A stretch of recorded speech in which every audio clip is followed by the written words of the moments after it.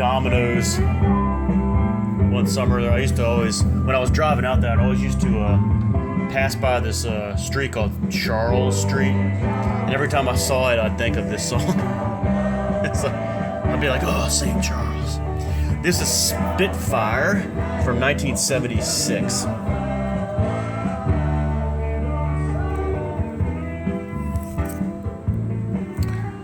Still got the cellophane on there with the little sticker right there featuring the hit singles. This is, let's check out the personnel. So the personnel is the exact same as on the last two, with the one exception being Papa John Creech was no longer in the band, but he did tour with them on the, I don't think there was a tour for this album. In fact, I'm certain there was not a tour. But for the Earth tour in 1978, Papa John did join them quite frequently. So the same lineup there. I can't ever tell if Slick is topless in there or what. Chiquizo looking very young. It's like 22 there. Barbada with some interesting genes there, the drummer. So this one, it fits in.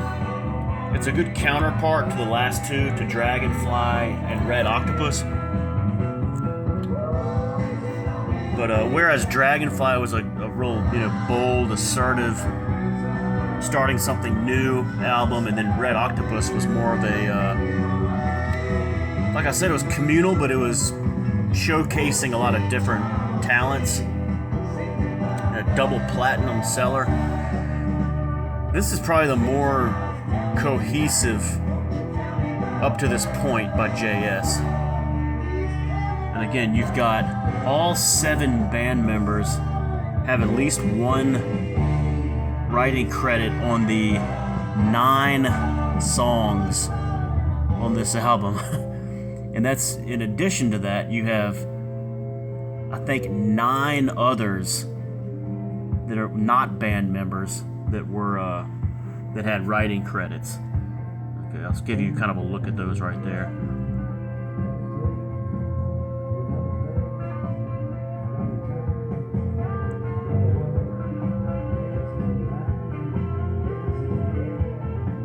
Like, for example, on St. Charles, you have 5 different songwriting credits.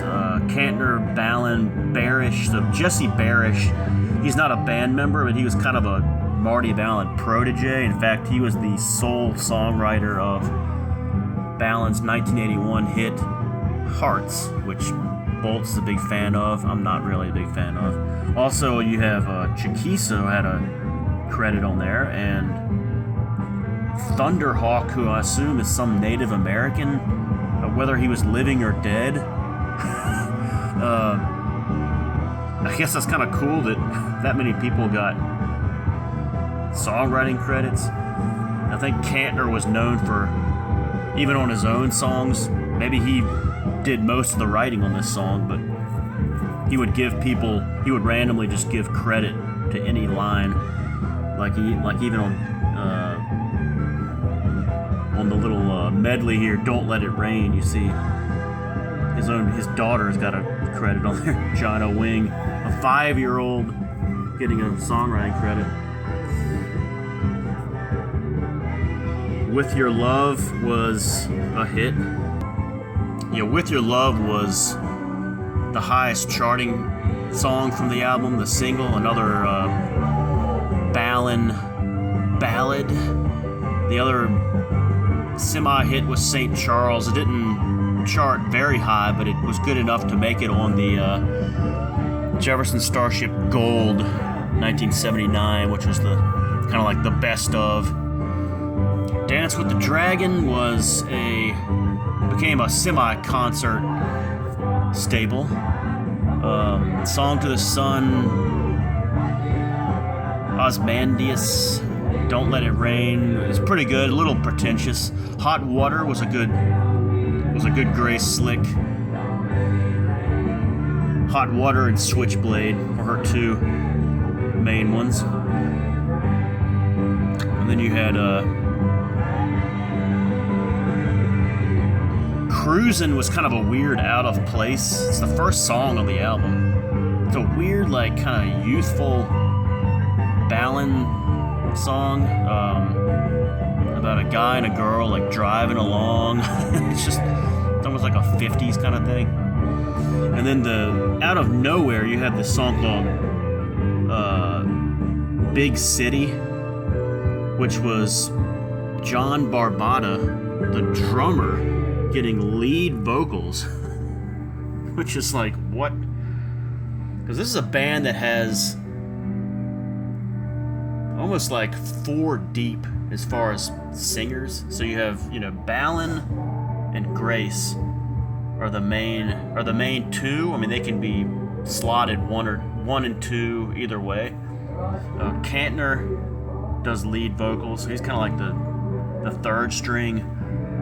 Freiberg was a better singer than Kantner, but he's a guy who could do lead vocals. He was doing it with Jefferson Airplane towards the end there. And then so you really got 4 singers in this band, and then Barbata out of nowhere comes off the practice squad to lead one song.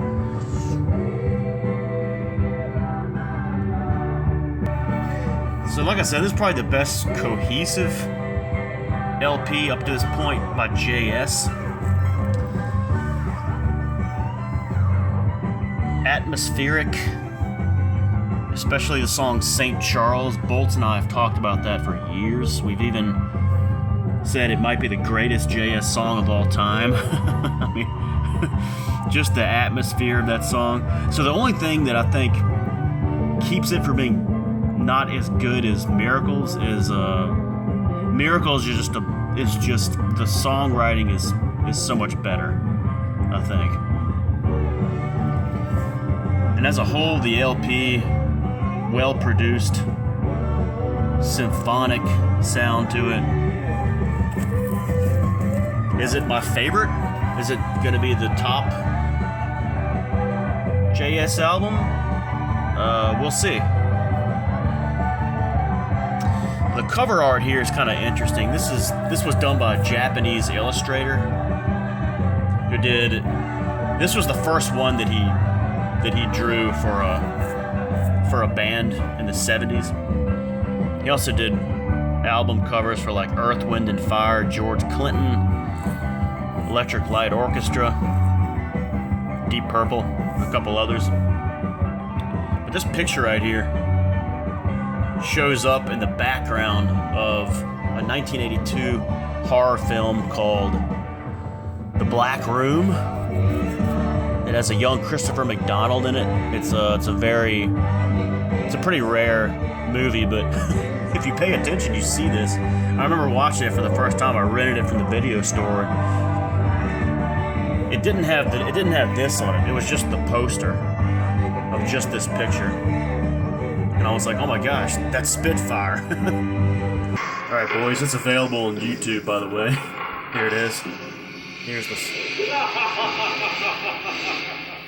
There you go, right there.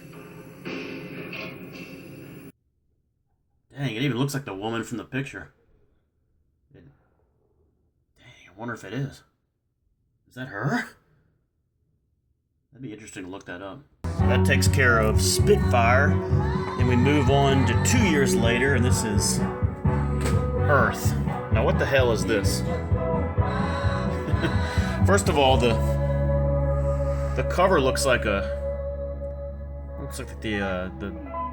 clear ripoff of like the Star Wars font, and it's got kind of that Friday the 13th Part 3 3D stuff coming up. So I don't know what was going on in this album. Okay, the personnel here is the exact same as Spitfire.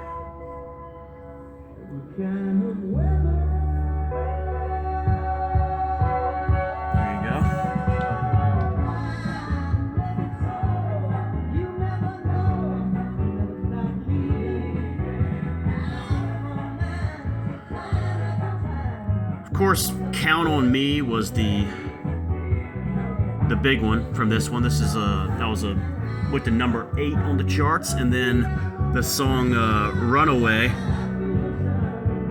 went to number 12 on the charts. So 2 very big hits, and Love Too Good, the first one I believe, charted as well. That was a slick song. You got some just basic pop stuff from Ballin, Count on Me, Runaway. This one here, Crazy Feeling. So it's kind of watered down.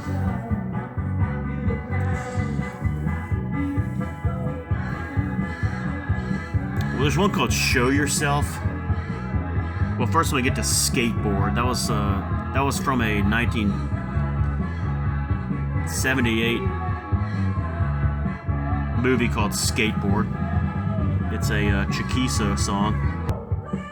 Okay, so Show Yourself is a pretty good. It's a slick song. Yeah, it's pretty good. It's got her kind of political stuff on there. But the real shining moment, I think, it's the closer, All Night Long. Kind of shows the best of JS. And the supporting guys are really shine on this album. Pete Sears, Chiquizo, Johnny Barbata. I guess Freiberg a little bit also on the keyboards, but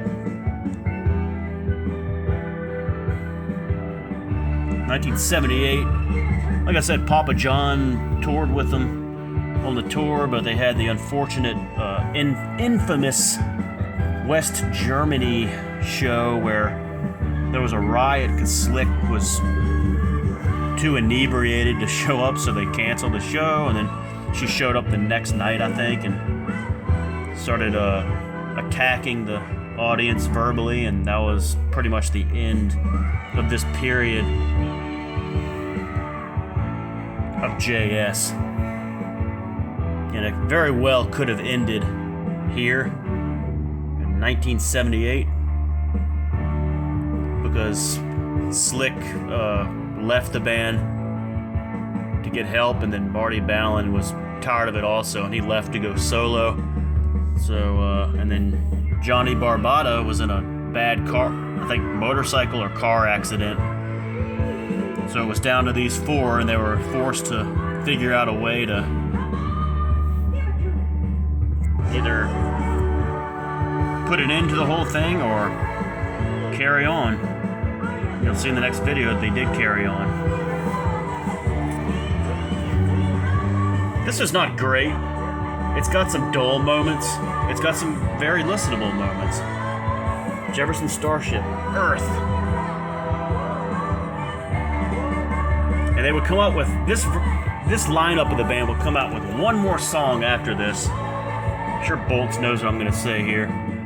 That showed up in the 1979 TV movie, the Star Wars Holiday Special, and it was called Light the Sky on Fire.